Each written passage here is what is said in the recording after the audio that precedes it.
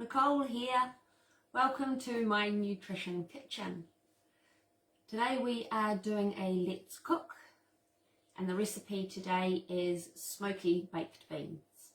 Sometimes I also call them spicy baked beans because they have a nice selection of spices in them, and you can make them as smoky or as spicy as you like by how much of those things you add to them.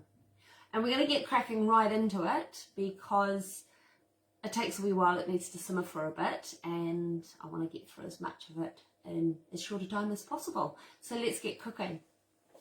So we've got a pan on the heat, and I should have got it on earlier, but I didn't. But oh well, we'll just turn it up to get it heated quickly. So we add about a tablespoon of olive oil, or whatever oil you prefer to cook with. You might like coconut oil or rice bran oil. I like my olive oil. So get that in there. Need to let that warm up a bit. So yeah, this recipe has quite a nice selection of spices in it to add lots of flavour. We've got some cumin, sumac paprika, and the smoked paprika, and it's the smoked paprika that gives it that nice smoky flavour. We just need this to... I was going to be smart today, and I was going to get the pan on a couple of minutes before I started, but of course I forgot. But that's okay. We'll just keep cracking on. So into the hot pan, there you go with the onion, some chopped onion, which I had already chopped, and 2 to 3 cloves of garlic, depending on how much garlic you like. So you want those nicely crushed. We stir those through with a pinch of salt, a grind of pepper, and a dash of whatever hot sauce you like to use, whether it's Tabasco sauce or some other chili sauce, or here I've got a New Zealand brand called Kai Tai Fire, so we'll put that in there, stir that around, and oh, that smell of onions and hot sauce and garlic, just such a heady smell. It's just delicious. You know that you're going to have something tasty when you've got those flavours as your combination for the base. So you want to leave those to sort of cook for 3 or 4 minutes to give the onions a chance to cook down and soften. You don't really want them to go brown. You just want them to sort of sweep down and go nice and soft. And actually, looking at my recipe that I have tacked to the wall, the recipe doesn't say to put the garlic in yet, but it doesn't matter as long as you get it in there.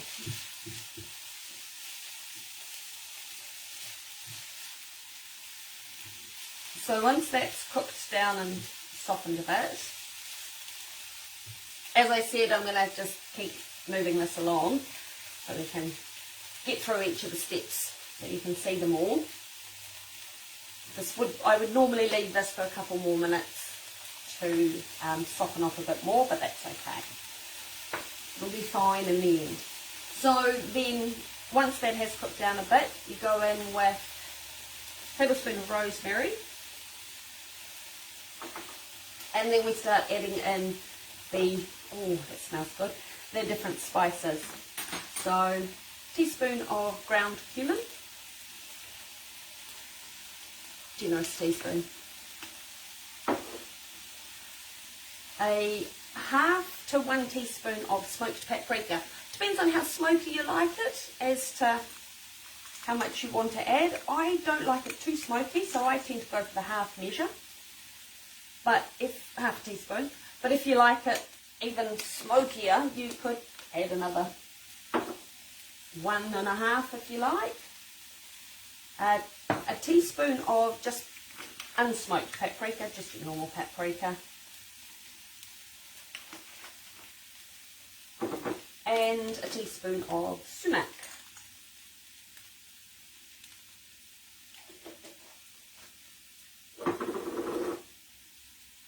And then a teaspoon of Dijon mustard. Or if you don't have Dijon mustard, you could use whole grain, or you could go on with a powdered mustard if that's what you had. It's easy enough to make substitutions for things. As long as it's something similar, it's just what you've got in your pantry or your fridge. Stir those through. Give them a minute or so just to give the spices a little bit of the toasting. And that steam as it comes up, it just smells so good.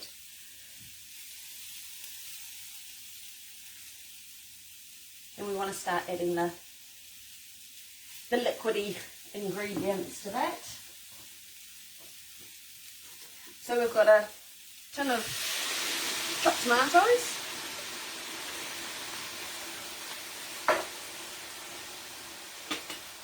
We want a tablespoon of tomato paste. Now with the tomato paste, if you are using it out of a tin and there's still plenty left like I've got here, transfer it into a different container, whether it's a plastic or glass container, pop it in the fridge and it'll keep for a few days. Otherwise, pop it into the freezer and it freezes really, really well. So it doesn't have to be wasted if you've ended up with some left over there. I want a tablespoon of balsamic vinegar.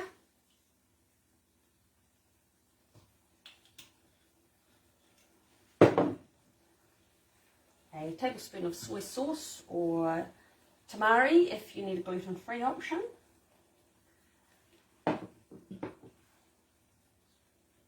And a tablespoon of blackstrap molasses. Now tomatoes, I find the flavour of tomato comes out if you add some form of sweetener, but the blackstrap molasses just adds a depth of flavour as well, rather than just adding sugar. Still gives you that sweetness, but it just has a little bit more flavour to it. And then, oh, don't splat it all over the bench like I just did. Stir it carefully. And I usually leave this to simmer for about 10 to 15 minutes so that all those flavours can really come together and it can thicken up, because it's quite a runny sauce at this stage, which makes it very easy to splat all over the bench top, and I've just done it up the wall. That's okay. So yeah, normally I'd leave this until it had gone really nice and boiled down thickly, but we're going to keep moving along. So we're just going to let that simmer while we keep going. Now, this is, once it's had that simmer for 10 or 15 minutes and it's thickened up nicely, I would then add the beans.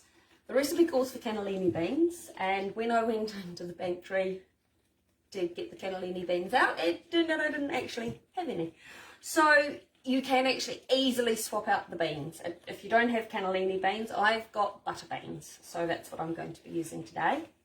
But you could also use chickpeas or borlotti beans, and I don't see why you couldn't use lentils if you wanted to turn this into a lentil dish. But the bigger beans that have got a bit more bite to them really make this a better dish than something small like the lentil. So once that's had a chance to boil down and have those flavours come together, you want to add in your beans, which have been taken out of the tin and rinsed. I just put them in a colander and run water through to rinse them through. So then you want to stir in your beans. And one important thing to do is at the end, when you've given it that chance to simmer and all those flavours develop, and that is taste test it.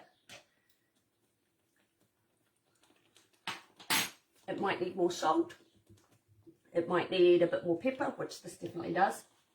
It doesn't need more salt, but it does need more pepper. Or you might go, it's not smoky enough, and you want to toss in another spoonful of your smoky paprika. Whereas for me, that's got plenty of lovely flavours. It just needed that bit of pepper. And then just before you dish it up, you're going to want to stir through a couple of tablespoons of parsley, which I'm not actually going to do yet. I'm going to leave this to continue to simmer for a little while. And then guess what hubby and I are having for lunch today. And to serve these up, what's really nice is some nice crusty bread, toasted, slathered with some butter or drizzled with olive oil. And then a dollop of this on top, and sprinkle over some feta or grated cheese. And it makes a really delicious breakfast, lunch, or even you could do it for dinner if, you know, you just want a quick and easy dinner. And another, if you're wanting to add more veg to it, with your piece of toast, you could throw a handful of baby spinach leaves on it before you put the hot beans on. That'll wilt the spinach, and then top it with a poached egg. It's really nice topped with a poached egg. So once this is all finished, I'll take a picture and add it to the comments under the video later, so you can see what the finished product looks like. So I hope you give this one a go. If you do, please pop your photos into the comments. I'd love to see if you give it a go and what your thoughts are on that. So thanks for joining in, and I'll come up with some other recipe ideas to share with you in a couple of weeks. Oh, thanks Donna. Hi, thanks for checking in. I see you think that looks yummy. Well, give it a go, please, and let me know how it turns out. So yeah, I hope you have a good weekend, and we will catch you again soon. Bye.